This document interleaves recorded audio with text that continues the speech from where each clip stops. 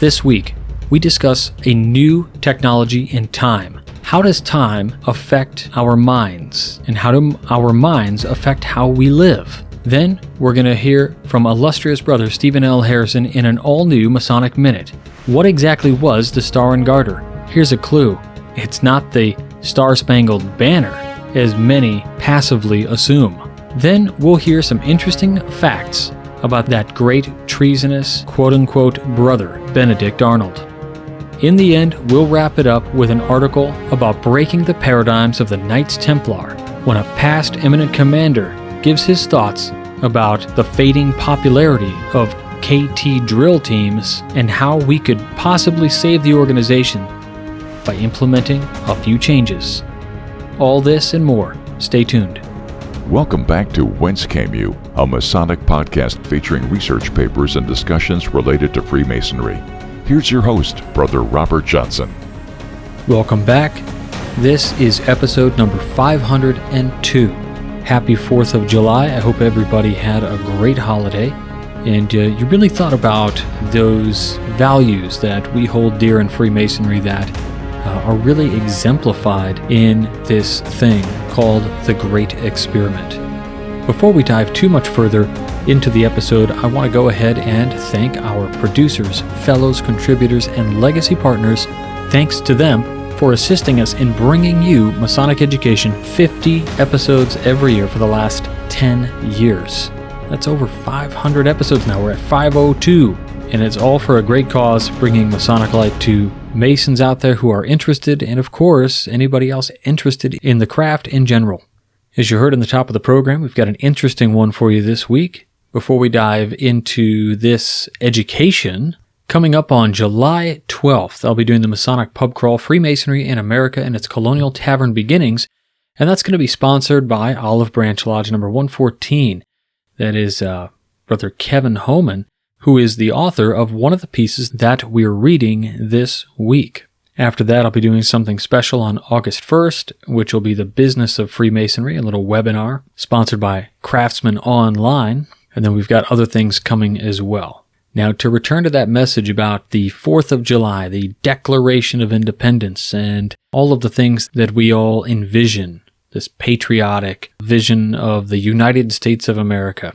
In just a few short years, it will be the 250th anniversary of these United States, or of the Great Experiment. It's no secret that America has its struggles, spiritually, philosophically, and more. And one of the things that assisted these United States, this great experiment, in becoming what it is today, is through a Masonic influence. And that Masonic influence is crucial when we think about ideas of freedom and liberty and the pursuit of happiness and all of these things. Because of this, we believe that Freemasonry is a repository for these ideas. And if you want to know more about how to turn this mental attitude on through Freemasonry, through what we already teach, just by doing some exercises on the working tools of Freemasonry in the Blue Lodge that we all know and love, check out MLS2026.com and check out the documented guide that the Masonic Legacy Society's put out. I think you'll find it very interesting. And in episode number 448, we actually did an interview with past Grandmaster Akram Elias on the Masonic Legacy Society, so you can check more out there. Also, the Fraternal Review March 2021 issue on the Masonic Legacy Society was also a huge hit, and you can check that out also, and that is on MLS2026.com. Scroll to the bottom of the website and click on In the Media, and you can find both of those things there. Now, you know me, I'm deep into the science, and I've started to bring some modern news and how that is connected to something in Freemasonry. Now, not all the time, but most of the time, it's pretty cool to connect these things. One of the items that we ran across this week came from the physics area, and the title of this first part here that we're going to connect, we're going to talk about time. And so this is an atomic clock that could revolutionize space travel just passed its first test. the Deep Space Atomic Clock could help spacecraft reach distant destinations on their own. This was published just a couple days ago at 11 a.m. by Maria Temming. An atomic clock that could transform deep space travel has successfully completed its first test run in space. NASA's Deep Space Atomic Clock, which launched on a satellite in June of 2019, outperformed all other clocks in space during its first year in orbit around Earth. The clock, DSAC for short, was at least 10 times more stable than clocks on GPS satellites, which makes it reliable enough for futuristic space navigation schemes, researchers report online, June 30th in Nature.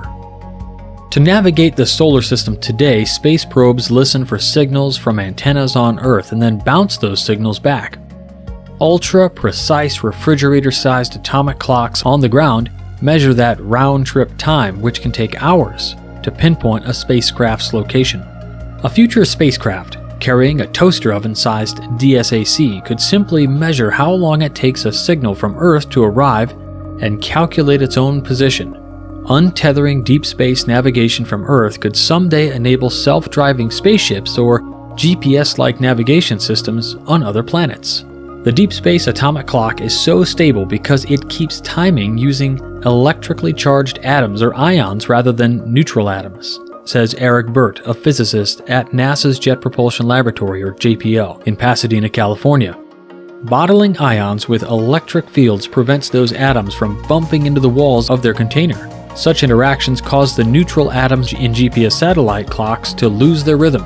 By comparing the Deep Space Atomic Clock with the U.S. Naval Observatory's Hydrogen Master, or Master Clock, on the ground, the researchers found that the space clock drifted about 26 picoseconds, or trillionths of a second, over the course of a day. That's comparable to ground-based atomic clocks currently used for deep space navigation, says DSAC Principal Investigator Todd Ellie, also at NASA's JPL laboratory. So this is really cool, right? We think about not just time here, but this idea of traveling in the future throughout our solar system, a really fascinating concept. But as we talked in this article, something becomes interesting. People don't always know what comprises a second and what is that measurement. We've taken this all the way down to this super scientific level, but our ancient brothers really looked at the 24 hours in the day, measured, of course, using several different early instruments, from counting thumbs to the horizon to using sundials and more. In Freemasonry, we use this thing called the 24-inch gauge, which allows us to separate the day into 3 equal parts, where we say we have 8 for the service of God, 8 for our regular vocations, and 8 for refreshment and sleep. A famous Freemason, Benjamin Franklin, actually had a 24-hour calendar or schedule for his day, and he tried to lay out his day in this way, accounting for every hour of every day so that there would be no wasted time. Now, I've tried this myself, and in fact, I've used this method for several years now, almost 10. And what I found interesting is that over time, I put less emphasis on exactly what I'm trying to strictly do on the schedule, my 24-hour schedule, and I put more emphasis on remembering and being cognizant of what I'm supposed to be doing. This leads me to be much more productive than getting hung up on what I'm supposed to do hour for hour every day. And so now we're talking about kind of the psychology of time and how we as humans manage our time. It's often been said that we don't have time for something, but really what it is that we haven't made time for that thing. It puts the onus back on us as people to have that responsibility in saying, not that I don't have time for that, but rather I don't want to make time for that right now. And sometimes that hurts a little bit. So as I was looking at things about time and attitudes about time, something I came across was a cool article called Stoic About Time by Kristen Wilson Slack. And she wrote this back in 2017 for the Masonic Philosophical Society. Let's have a read. Quote, "True happiness is to enjoy the present without anxious dependence on the future, not to amuse ourselves with either hopes or fears, but to rest satisfied with what we have, which is sufficient. For he that is so wants nothing. The greatest blessings of mankind are with us and within our reach. A wise man is content with his lot, whatever it may be, without wishing for what he has not. End quote. Seneca. In a recent Masonic Philosophical Society meeting, we discussed the likeness of Stoicism and Freemasonry. Seneca, Zeno, Epictetus, and Marcus Aurelius all took center stage. It was a lively discussion, and the argument that Stoicism and Freemasonry are the same was extremely compelling. As I always do, I went on my own journey to rediscover what I had learned in school about the Stoics. With what I knew about Freemasonry, I felt that I was well armed to learn some new ways of looking at the Stoics. I first went to TED Talks, where I always find a wealth of great ideas and food for further thought. There is an excellent animated video on the Stoics by Massimo Pigliucci, entitled The Philosophy of Stoicism. It's a very well done quick course on the Stoics. Another excellent TED Talk on Stoicism is by Ted Ferriss, Why You Should Define Your Fears and Not Your Goals. This is about 13 minutes long and is a very practical look at why Stoicism is beneficial and how you can use it in daily life. What was very interesting was a single quote that Ferriss said helped him change his life. Quote, "We suffer more in imagination than in reality." End quote. I thought. Of course we do, but why? Another recent reading, Foray, brought me to another idea. Time. We humans understand time only superficially, as it applies to us. Our brains are wired to understand and extrapolate possible futures, opportunities missed in the past, and move our lives to live in synchronicity. There are factions of large people, including myself at one point, who thought that living in the moment was the key to being happy. I now don't think we're wired that way. In a recent article in the New York Times, author and professor of psychology Martin E.P. Seligman agrees, quote, "We aren't built to live in the moment." This is his article, and it examines how our minds work and why. He and his co-authors have outlined this process in their book, Homo Prospectus. The article and the book are really discussing the philosophy of Stoicism to make it through life. We are subjects of time. What really solidified this for me was listening to a recent Radiolab episode, which was a repeat of their first season discussing time. In it, the two podcasters discussed the idea of time and living in the moment. Robert Krulwich takes his co-host on a journey of reason. Our mind does not process data at a time it is created. Smell, sound, and light. These are all generated by something and transmitted over some distance to our surroundings, where we pick it up via our senses, and whereupon it is interpreted by our brains. This distance traveled takes time. It is not instantaneous. Our minds process. Speed is only a matter of relativity, ergo we are never experiencing the moment. We are always processing memories, and memories are always subject to misinterpretation. It's no wonder we fear. We cannot live in the moment, and must always interpret the past to create possible futures. Truly, like we never really touch anything due to the molecular distance between surfaces, all that we have is an interpretation of our surroundings, received and processed in past, to guide us in our futures. Spending the time to put emotion into it grounds it even further in memory. To pull ourselves out of time is impossible, and thus living in the moment is impossible. Ergo, we need a tool to bring us around to dealing with these memories in such a way as to not freeze us in our tracks. We are brought back to, again, the wisdom of the Stoics. A bad feeling is a commotion of the mind, repugnant to reason and against nature, stated Zeno of Citium.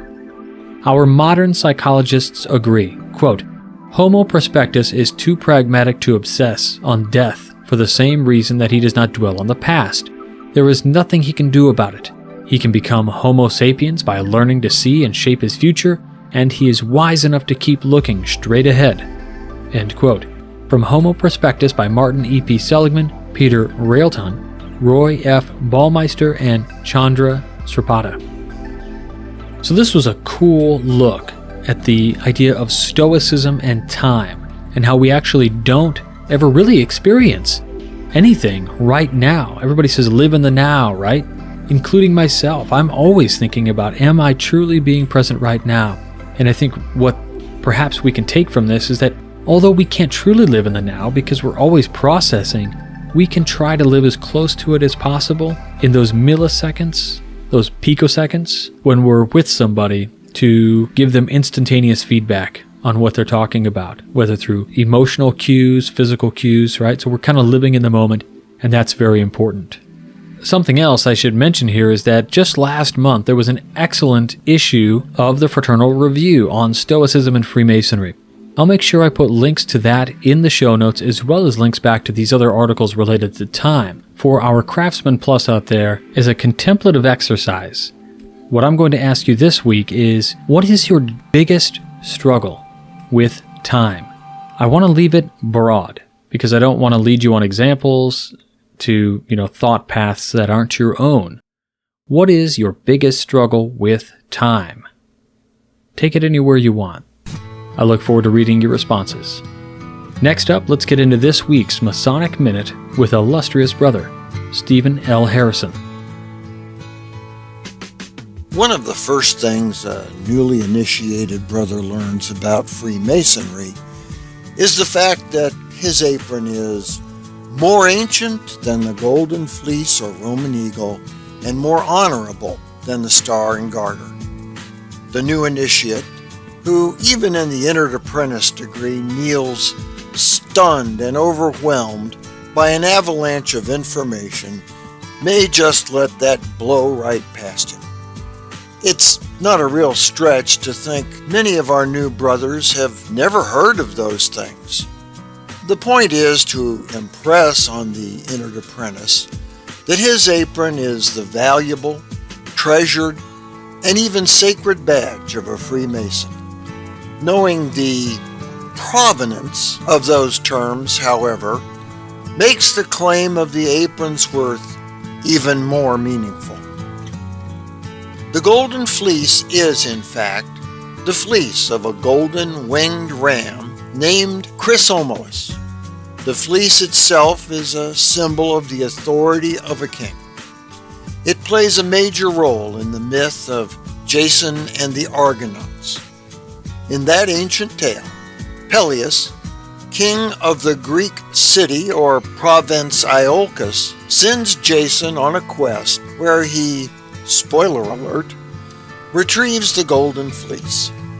When he returns home with it, a nasty soap opera of power and intrigue follows. The myth may date as early as 1800 BC, with more modern versions appearing by 300 BC. In 1430, Philip of Burgundy declined to accept the Order of the Garter and created the Order of the Golden Fleece based on the story of Jason. It eventually became the most prestigious of all the knightly orders in Europe.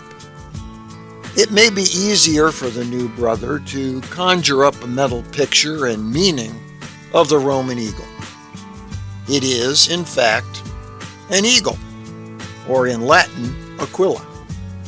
Usually cast in metal with a bronze color, it commonly sits with wings spread many times, perched above a plate engraved with the letters SPQR, standing for Senatus Populesque Romanus, the Senate and the Roman people. In ancient Rome, the eagle symbolized many things, including imperial rule, but probably most significantly, it was a symbol of a Roman military legion. Special standard bearers carried the eagle on a staff into battle and protected it with their lives. The loss of an eagle in battle was considered to be a grave tragedy. Early in the history of Rome, several animals served symbolically along with the aquila, but by about 100 BC, the eagle remained as the single national symbol. The significance of the Star and Garter is much more obscure to someone unfamiliar with it. The reference is actually to the most noble order of the Garter, an honor King Edward III established in England in 1348 and dedicated to the Virgin Mary. It is the highest British civil and military honor. The king or queen has the exclusive power to select its members. Membership includes England's sovereign, the Prince of Wales, and 24 additional living members. Honorary memberships are also available, apparently in order to minimize hurt feelings among the gentry. Members actually wear a garter, men around the left calf, and women around the left arm. The garter is inscribed Honi soit qui mal y pense, a Middle French term meaning shame on him who thinks evil of this. They also wear a star-shaped badge on the left side of a coat. When our ritual compares the Masonic apron to the Golden Fleece or Star and Garter, it is most likely a direct reference to the honors of the orders named for them, dating back to the 14th and 15th centuries respectively. It must be left to Masonic historians to determine which of all these is more ancient. But for our purposes, there is no reason to doubt the correctness of our ritual. The claim that a Freemason's apron is more honorable than the Star and Garter puts it in high standing indeed. While the Order of the Garter remains today a prestigious award and has been held by many great individuals, including some brothers like Winston Churchill, it is also based on nepotism and given to some who have done nothing more deserving than to be born into the right family. It demands unswerving loyalty to England's monarch, and in many instances has been revoked. In fact, it may interest you to know that no less than 36 Knights of the Garter have been beheaded. For the Whence Came You podcast, this is Steve Harrison with the Masonic Minute. All right, now how many of you thought out there that the Star and Garter was something to do with the United States? I have often heard this explanation that it is somehow equitable to the Star-Spangled Banner, and they get mixed up, and they're totally different things, right? And this was a wonderful little history lesson on exactly what the Star and Garter is. But if you didn't know what the Roman Eagle was, you got that history too. Now this was an awesome episode of the Masonic Minute. The video that goes along with it will be on our YouTube channel as well as on the Steve's YouTube channel. And I encourage you to subscribe to both. Please head on over to YouTube, like and subscribe to the videos there. As the kids, quote unquote, say today, smash that subscribe button. I sincerely ask you to check it out there also, not only to be able to catch these things on YouTube, but also we do have from time to time videos instead of just podcasts, and you get notifications when new things come out. So feel free to do that. If you like this kind of thing where Steve is talking about these cool did you knows histories and giving us the background on things we just kind of take in passing within the ritual, you're going to want to pick up his books. They're all linked on the WCY bookstore, which is a little page that we've got up that just links back to Amazon. They are affiliate links. I want to tell you guys that up front, but it is a win-win-win. Steve gets a sale, you get a great book, and a few pennies comes back to support the WCY podcast. So we can bring another 500 episodes to you guys. Now, speaking of books, if you guys liked our episodes where we worked our way through Ancient and Modern Initiation and you want to get a copy of that book, please check out the special edition that we released just this year. It's got a great little biography of Max Heindel in the beginning and also kind of a prologue at the end for you, and it's a nice layout with the original images and things from the text. I invite you to check that out. You can also pick up The Master's Word, a short treatise on the Word, the Light, and the Self, which we'll have autographed. It's a book that Brother John Ruark and I worked on, and we went through the whole thing and we annotated it. I think you'll find that it's a great addition to your library. It's available on Amazon, on Kindle. You can get it autographed through our website, wcypodcast.com, or you can get it in hardcover through Amazon. and of course, How to Charter a Lodge.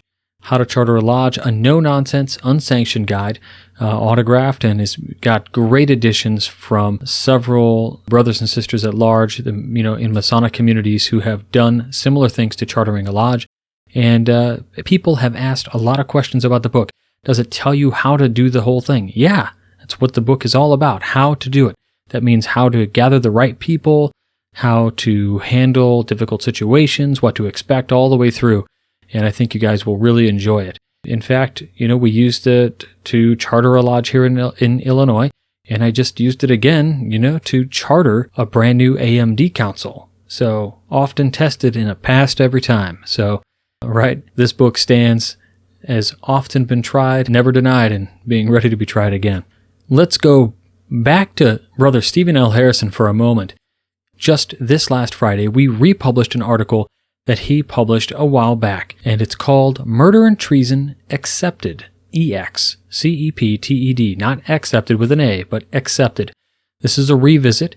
Again, Steven L. Harrison, 33rd degree, and fellow of the Missouri Lodge of Research. Here he says, I recently produced a Benedict Arnold video for the Whence Came You podcast. The gist of the message is this. Had a wound Arnold received in the Revolutionary War's Second Battle of Saratoga been fatal, he would today be considered a great American hero. Having been appointed commander of the fort at West Point, Arnold contacted British Major John Andre offering to surrender the fort to the British Exchange for an unspecified high rank and £20,000, roughly $2.7 million or $4 million today. West Point was located on the Hudson River. Had the British taken control of the fort, they would have controlled the river and probably turned the tide of the Revolutionary War in their favor. The plan fell apart when Andre was caught and on October 2, 1780, executed as a spy. The British in turn gave Arnold the rank of Brigadier General and reduced his payment to £6,315 or £850,000 or $1.25 million today. Since the plot failed, Arnold moved to England and lived in relative obscurity until his death in 1801. The video itself, a short vignette which can be seen at the following link, doesn't tell the full story.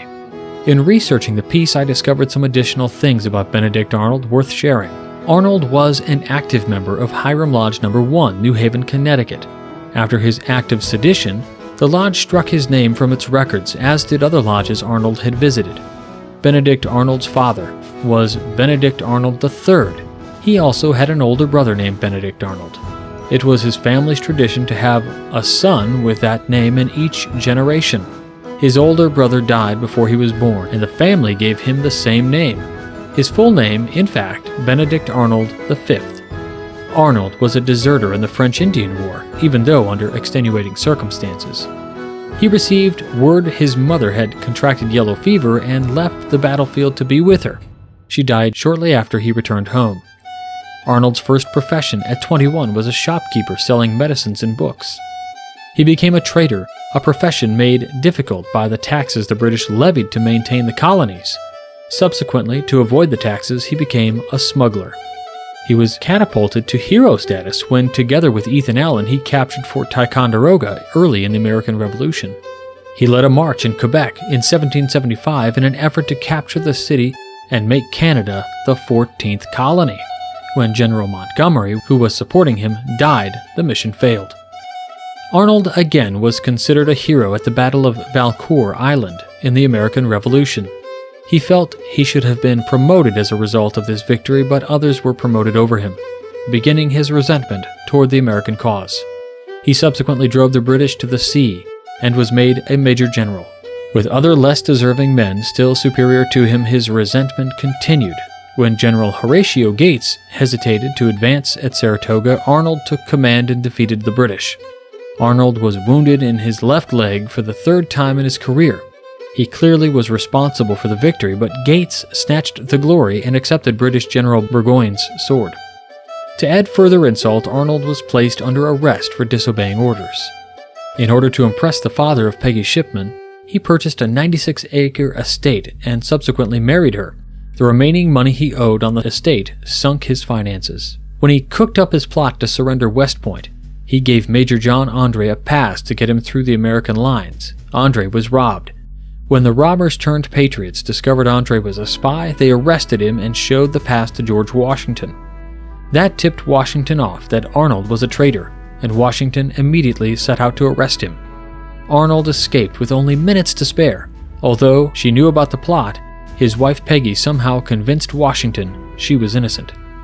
The British made Benedict Arnold a brigadier general in the British Army. Americans hated him and the British resented him. No one trusts a traitor. An apocryphal story claims George Washington was so angry at and so reviled Arnold, he decreed his name should never be written down. Subsequently, he had the gravestone of Arnold's father and brother of the same name removed.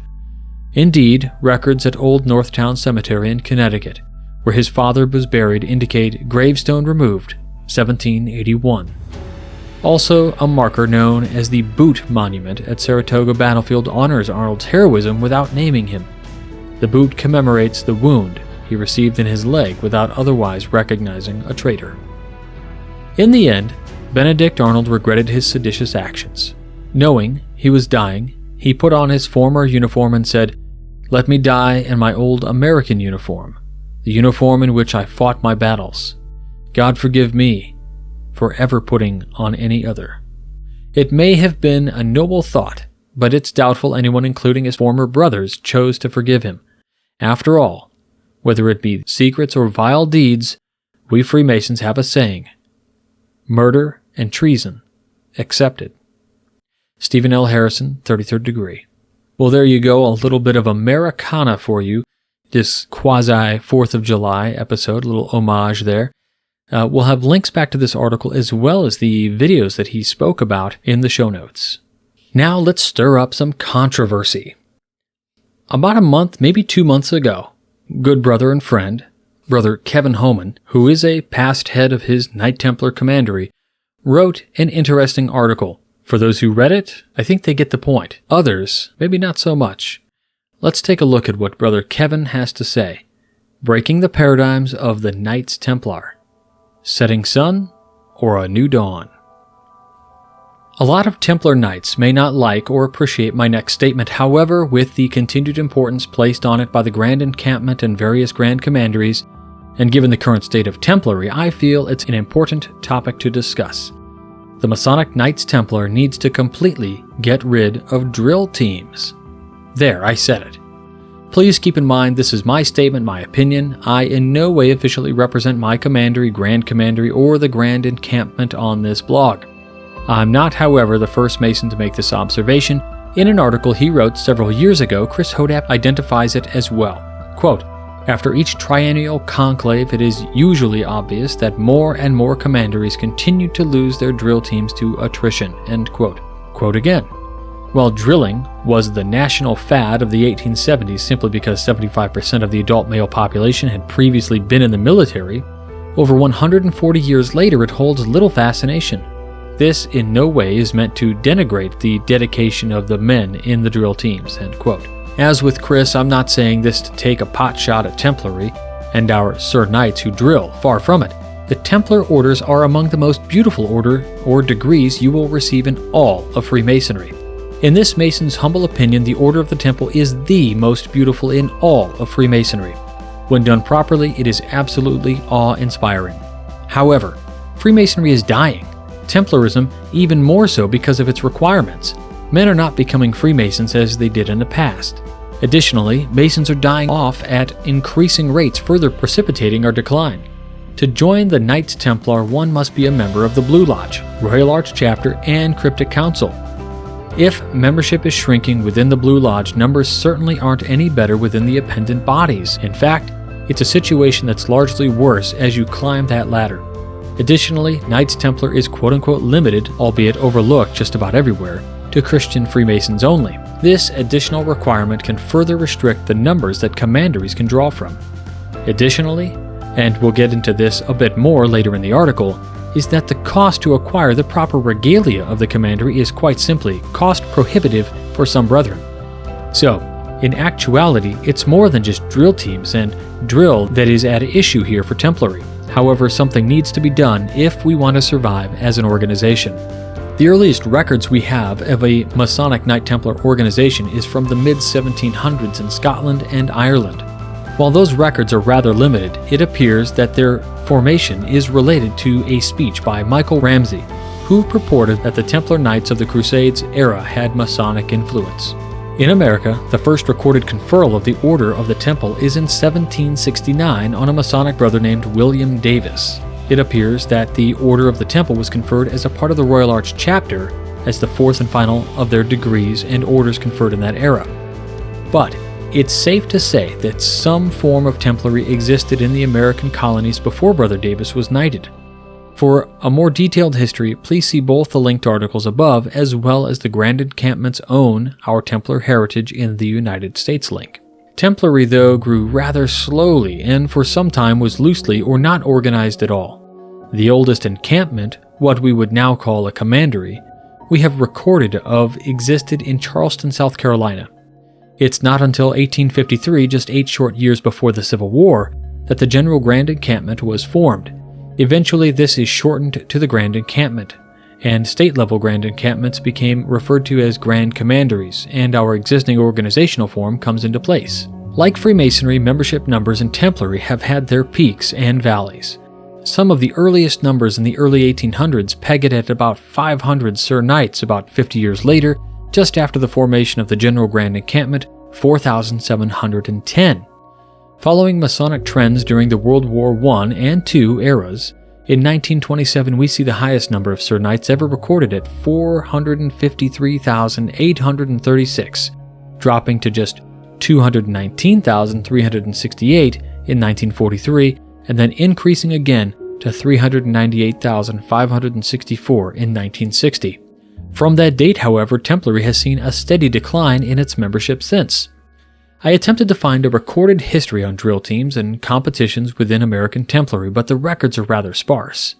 In a recent letter sent out by my Grand Commander, though, history of drill in general and a history of drill in my home state is discussed.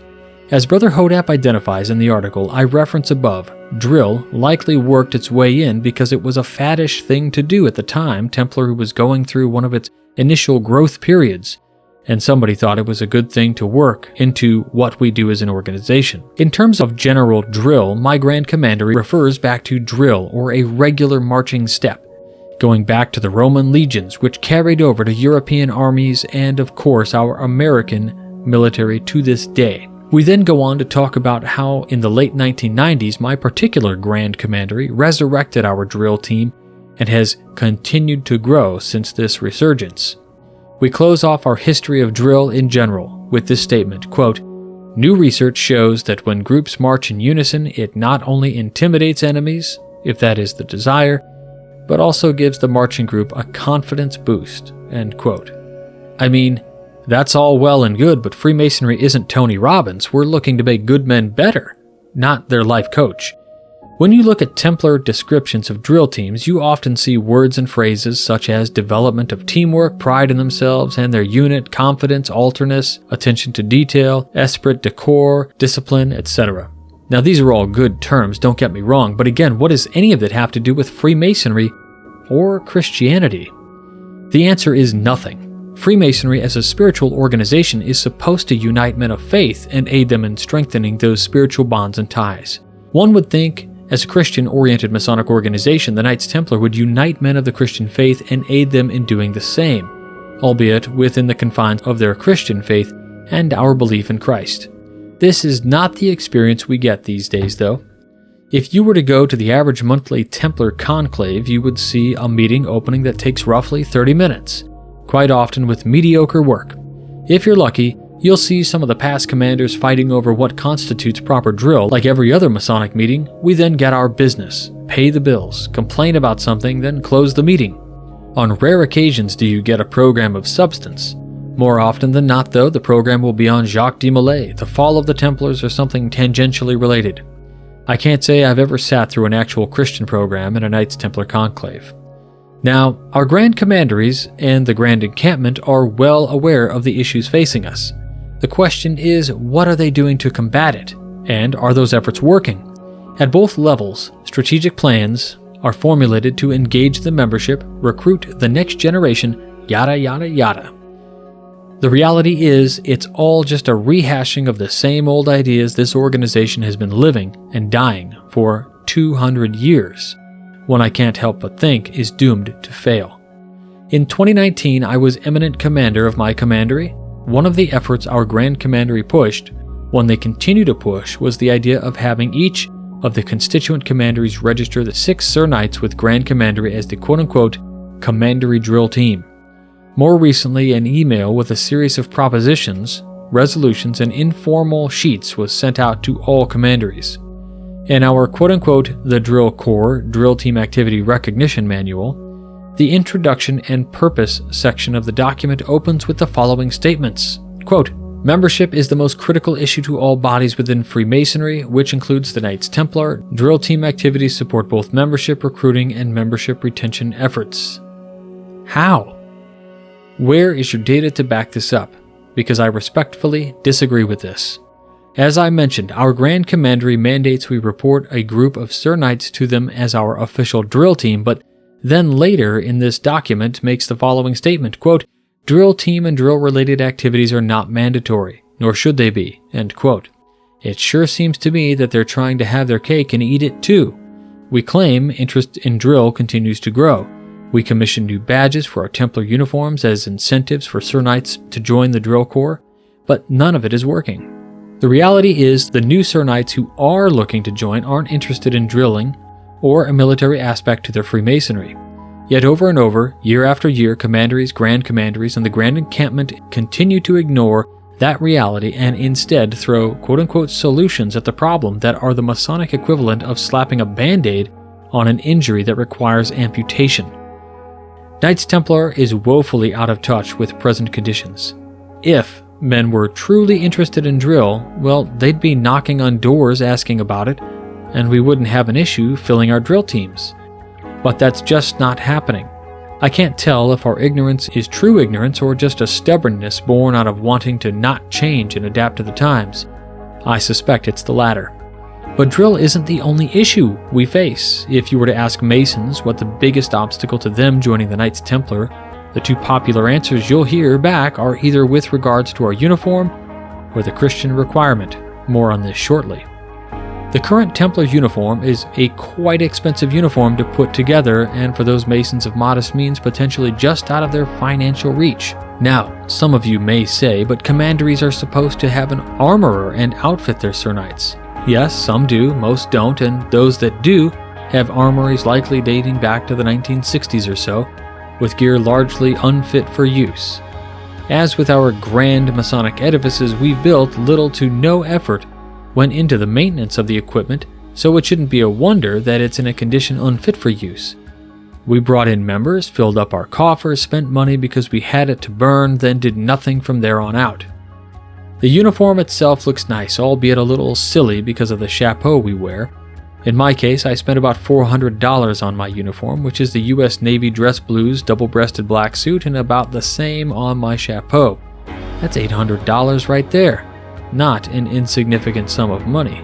My commandery is lucky in that we have a nice set of swords for the Sir Knights to use, as well as a beautiful sword that each eminent commander gets to wear during his year in office. However, for a past commander such as myself, if I'd like a sword to wear as a past commander, since they are of course different and often customized, that's about another $500. With a Masonic experience that is lacking as most Masonic experiences are these days, plus an estimated $1,300 in purchases to participate in, and be an officer of your commandery, is it any wonder that men aren't joining our commanderies these days?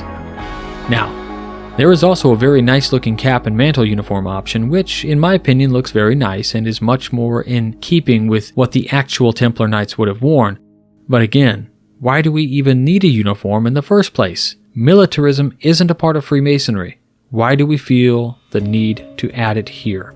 At the Grand Encampment level, on its website, the phrase "Every Christian Mason should be a Knight Templar" is splashed across the page below our mission and vision statements. As with the claim that drill aids in membership recruitment and retention, let me ask again, why? What is it that the Grand Encampment and Knights Templar as a whole offers Christian Masons that aids them in deepening and connecting further with their faith? Surely it's not drill. Surely it's not the opportunity to pay $1,300 for a uniform and a body that offers men nothing to connect with their Christian faith. I'm sure if I were to ask one of the Grand Encampment officers that same question, I'd get a similar response if I were to ask the Grand Lodge officer what their plan on membership is. Quote, well, that's on you as individual Sir Knights and Commanderies to figure out. End quote. Plain and simple, they pass the buck because there is no plan other than ignoring the raging fire all around us. Apple didn't get to be Apple because Steve Jobs allowed the individual business components of Apple to have their own business plans. No. Steve Jobs had a unified vision for Apple that each department followed to their current success. That is what the Grand Encampment and Grand Commanderies lack. A unified vision, and more importantly, a plan to implement that vision across the organization from the top down. All they've given us instead is a catchy phrase with no substance behind it. The question I ultimately have is, where do we want to go from here? Does the Knights Templar want to survive?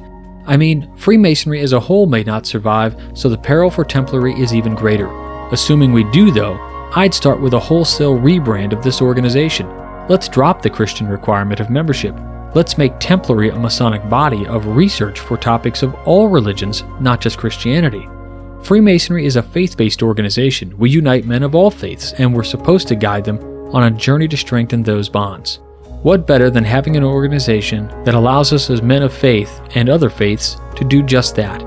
Now, I realize what I just said is quite likely a non-starter and quite likely to make many Sir Knights uncomfortable.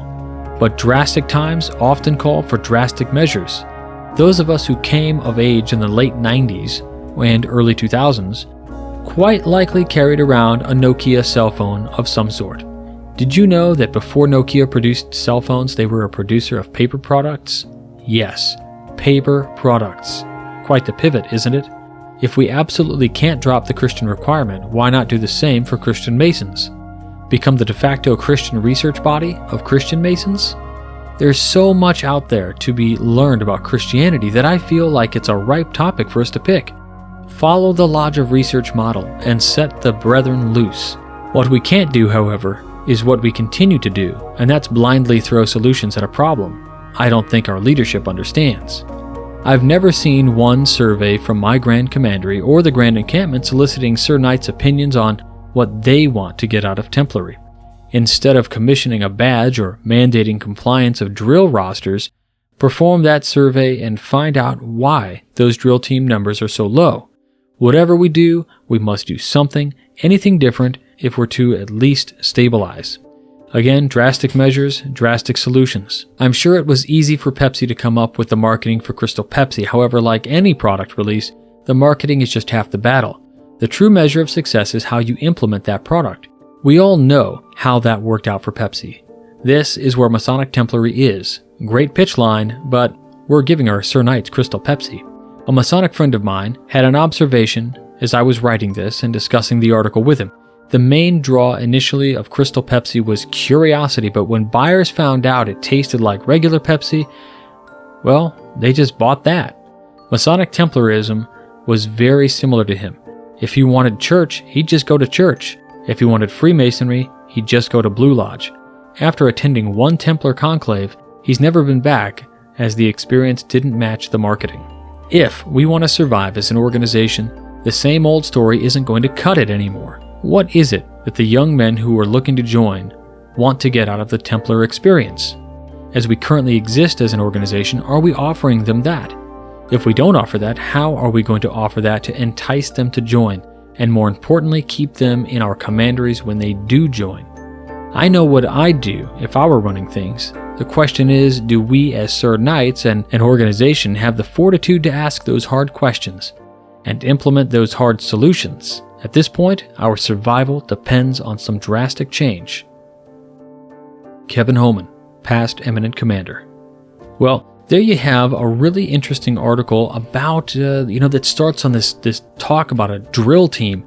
And the issue comes in as drill, and you're like, well, who cares about drill? And then as I said that, I'm like, oh, I'm proving this article right now. Very interesting article. How do you all feel about Templar Masonry? I mean, it seems to be one of those things. I joined, I went through the degrees, I pay my dues every year, but I've not gone back, but maybe once or twice.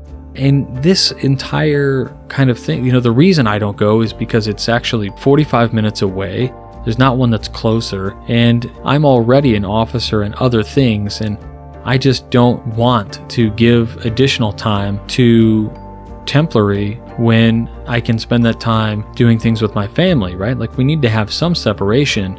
Can't take on all the roles. And as Kevin has pointed out, 30 minutes to open, and you need, I think, 13 people to be there for an opening, and it's very involved, and it needs its people, right? Like, you want to respect the organization enough to allow it to work, and if you're going to be a part of it, then you should be somebody who works in it, at least to help it out. But I can't dedicate that, and my dollars aren't the only thing that keeps this organization open.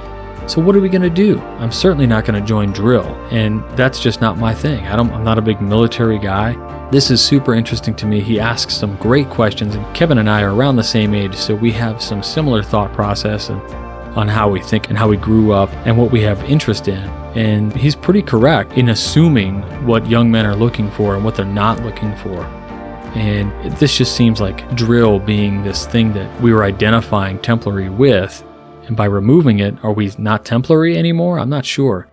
But my question for all of the Craftsman Plus out there, I guess we'll open it up to everybody, even if you're not a Knight Templar, right? Number one, as if you are a Knight Templar, say so and let us know, how would you feel about some of the changes that Brother Homan has offered? If you're not a Templar, tell us why, and if any of the changes that Kevin mentioned would entice you to join. I'm curious to hear your answers. As usual, links back to this article will be in the show notes as well. That's it for this week. I want to thank you all for joining me on this week's education. Happy 4th of July. I hope you had a good one, and you didn't lose any limbs by blowing off your fingers or anything. Keep your eyes and ears and thumbs reactive, because pretty soon you're going to see some dates for the initiation of Plato, a live dramatized table read with a great cast. And we're getting together to do our dates very soon. So with that, I'll talk to you all next week. Until then, stay on the level. For Whence Came You, I'm Robert Johnson. Take care.